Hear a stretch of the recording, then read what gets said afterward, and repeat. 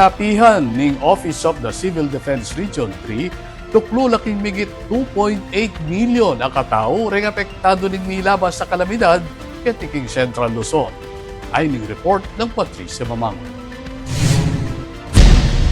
Agpang king pekatalwing report ng Office of the Civil Defense o OCD Region 3, mamabot king 2,860,135 katao o mayigit 831,000 na pamilya king Central Luzon ing apektado ning piyabeng epekto ning Southwest Monsuno habagat at ring bagyong Krising, Dante at Emong.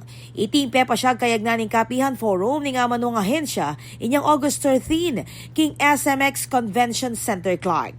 Diniklaraya yung state of calamity king mabilog alalawigan ning Bataan at Pampanga, pati na rin kareng 20 balen at syudad king Bulacan, Tarlac, Zambales at Pampanga. Base king tala ning Regional Disaster Risk Reduction and Management Council o RDMMC, 70 evacuation centers ing kasalukuyan na makabuklat at lilingap kareng 1,271 na pamilya o 4,586 sa katao. Tuklula pa king 16 na barangay reng makalbug, Akira-Kalan at Chukim Pampanga at Tarlac. Manatili na lamang ligtas reng hanggang 5 dam king rehiyon, iba't king spilling level kabilang ing Angat, Ipo, Bustos, Pantabangan at San Roque. Samantala, ala namang mita lang pamagtas king level ning Danum, kareng mani munang ilog, posibleng magdulot ning peligro.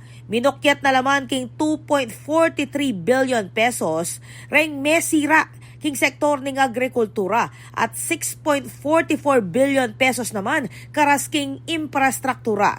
Mamabot naman king 402 million pesos ing kabilugan na alaga ning apamyeng ayuda iba't king OCD, Department of Social Welfare and Development, local government units at pilang NGO. King salukuyan at tinamo namang may reporta mete. Inya mo alapang opisyal bilang dareng may sugat o mawawala. Balaos naman ning operasyon dareng LGU, militar at volunteer groups king rescue, relief at clearing operation lakwas na kareng apektadong balen king Pampanga at Bulacan. Agpang kang OCD Region 3 Director Amador Corpus, balaos sing pamagbante kareng lugala ating mita lang pa manalbog at landslide prone areas kabang aabiswan ng publiko na maging alerto at tuki king abiso dareng kanya-kanyadang LGU. Ako po, Patricia Mamangon para king News Force Pampanga.